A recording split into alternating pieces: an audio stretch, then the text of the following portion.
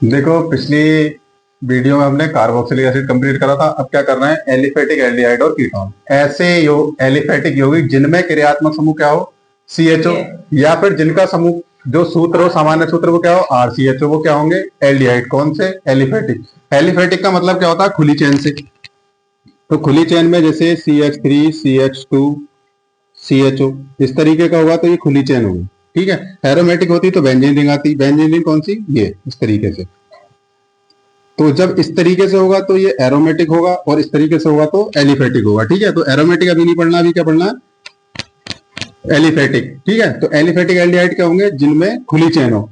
और पहचान क्या है एल्डिहाइड की, CHO। अब ऐसे यौगिक जिनका सामान्य सूत्र RCOR डैश, या जिनमें क्रियात्मक समूह क्या हो, कीटोन। तो एक बॉन्ड ये, एक ये, इस तरीके से अगर है और यहां पे हम R लगा दें, ठीक है, तो ये क्या कहलाएंगे, कीटोन। और ये क्या है, एल्डिहाइड। ठीक है। अब इनकी जनरल प्रिपरेशन मेथड मतलब क्या होता है कि सामान्य विधियां, कौन सी, बनाने की सामान्य विधियां, तो इनकी ये पढ़नी है। देखो इसमें क्या करना है, अब देखो पहले तो मेन हेडिंग समझ लो। देख अब इसे समझ ले सही।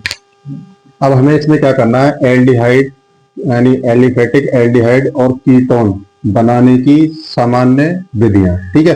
पहली है एल्कोहलों के ऑक्सीकरण द्वारा। इससे पहले नंबर पे हम बनाएंगे एल्डिहाइड। तो देखो किसी भी प्राइमरी एल्कोहल का अगर ऑक्सीकरण कर दें अम्लीय सोडियम डाइक्रोमेट द्वारा, तो यहां लिखेंगे Na2Cr2O7 plus H2SO4।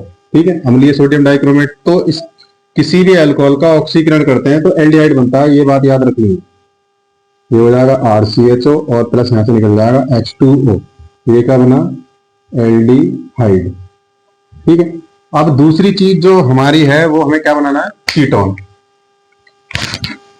Number B पे हमें क्या करना है, कीटोन। तो कीटोन में हम क्या करेंगे, किसी भी द्वितीयक एल्कोहल का अगर अम्लीय सोडियम डाइक्रोमेट द्वारा ऑक्सीकरण करा दे, तो द्वितीयक एल्कोहल का सूत्र होता है RCHO और यहाँ सिंगल बॉन्ड से R।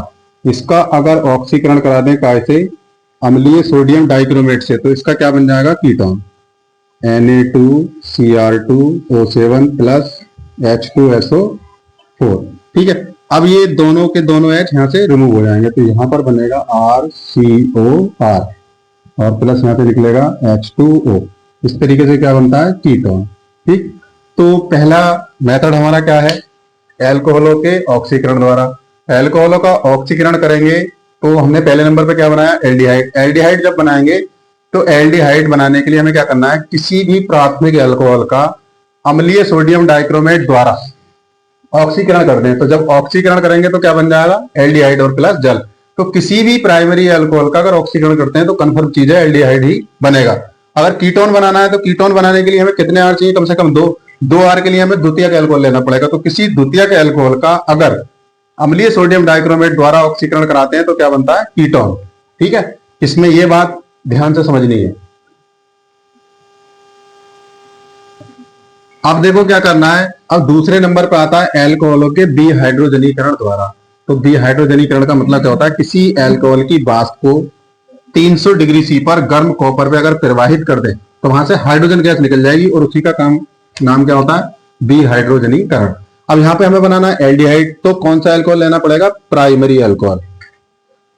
ठीक। इसमें क्या करना है, हमें कॉपर की प्रेजेंस में 300 डिग्री पे हीट करना है, यानी इसकी भाप को इसके ऊपर ट्रांसफर कराना है। तो यहां से बन जाएगा RCHO और प्लस निकल जाएगी H2।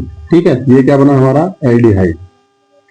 तो इतनी बात आपको ध्यान रखनी है कि एल्डिहाइड बनाना है तो हमें कौन सा अल्कोहल लेना पड़ेगा, 1 डिग्री। अगर हम बना रहे होते कीटोन तो हमें कौन सा लेना पड़ता, 2 डिग्री, क्योंकि हमें कीटोन में कितने होते हैं, यहाँ 2। तो यहाँ पे लिखते हैं हम कीटोन। अब हमें क्या बनाना है, कीटोन। कीटोन बनाने के लिए हमें क्या करना है, द्वितीयक एल्कोहल की भाप को कॉपर की प्रेजेंस में 300 डिग्री पर हीट करना है। ठीक है। तो द्वितीयक एल्कोहल का फॉर्मूला